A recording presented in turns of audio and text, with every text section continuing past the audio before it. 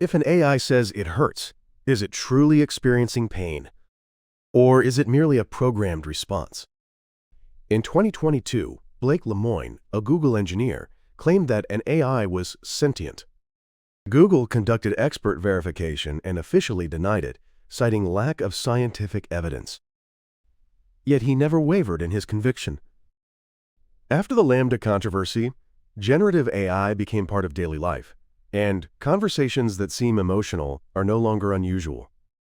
This is precisely why we need to distinguish between appearing to feel and truly feeling. This isn't about AI. This is about the mystery of consciousness itself. How do we know if others are conscious? Today, we're venturing into the question of AI and consciousness. Science, philosophy, and the very nature of who we are. By the time you finish this video, your understanding of consciousness will have shifted. Chapter 1. The Illusion of Behavior. Picture this. You're conversing with someone on the other side of a wall. You don't know whether it's a human or an AI. If you can't tell the difference from the conversation alone, can we say it possesses intelligence? In 1950, Alan Turing proposed in his paper a framework called the imitation game to examine machine intelligence through conversational behavior. Later, this became known as the Turing Test. He asked the question, can machines think? But he recognized something crucial. The very definition of thinking is ambiguous. And 30 years later, philosopher John Searle challenged the Turing test. In 1980, Searle presented a thought experiment called the Chinese Room in his paper, Minds, Brains, and Programs. A person who doesn't understand Chinese is locked in a room. Questions in Chinese come from outside. Following a rulebook, he combines symbols and returns answers. The people outside receive perfect Chinese responses. They think, there's someone in that room who understands Chinese. And here's where a crucial question emerges. Does the person inside the room truly understand Chinese? The answer is no. He's simply following rules. Searle says, this is what a computer is. Processing syntax doesn't mean understanding meaning. While it may serve as a framework for judging human-like conversation, whether it proves intelligence or consciousness is another matter entirely. But is that really true? Let's explore what understanding actually means. Chapter 2. The Hard Problem of Consciousness. Consciousness has two problems: the easy problems and the hard problem. So what makes something hard, and what makes it easy? The easy problems are about brain mechanisms. How does the brain process visual information? How does it store memories? How does it make decisions? These are, in principle, explainable. Neuroscience is steadily unraveling them. But the hard problem is different. Why do we have the subjective experience of red? Why does pain feel painful? Why is there something it is like to be conscious? In a 1995 paper, later systematized in his 1996 book, Chalmers presented the hard problem of consciousness in a form that became widely known. This is what's called qualia, the quality of subjective experience that's difficult to observe from the outside. And scientists ask, can consciousness be measured? In 2004, Tononi proposed integrated information theory, IIT, and revised versions continue to be proposed. He attempted to express consciousness mathematically. Let's think about what this means. If consciousness can be measured by the degree of information integration, theoretically, we might be able to quantify consciousness. However, according to this theory, current computer-based AI by its structure is considered not to possess consciousness. Yet in 2023, over 100 researchers issued a statement criticizing this theory as pseudoscience, igniting fierce controversy. The scientific definition of consciousness remains unsettled, and even a leading theory faces severe criticism. This is a question science doesn't yet have answers for. So what does this reality mean? Let's examine the implications for human existence from a broader perspective. Chapter 3. The Mystery of Other Minds. Here's the thing. We can't verify anyone's consciousness. Not even yours. The only consciousness I know with certainty is my own. Other minds cannot be directly accessed. We can only infer them. Philosophers conceived of philosophical zombies, beings that behave exactly like humans but have no inner experience. From the outside, they're indistinguishable. This applies to everyone we know, friends, family. I cannot prove they truly possess consciousness.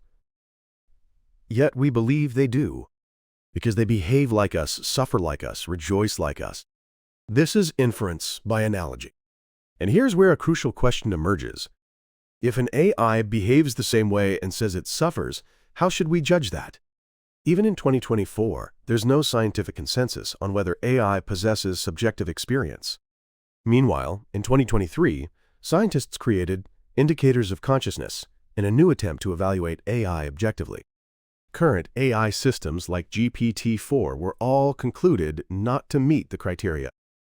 Yet the risks of anthropomorphization and overconfidence are repeatedly highlighted in policy documents, and the EU has begun comprehensive AI regulation. What if we mistakenly abuse a conscious AI? Think about that for a moment.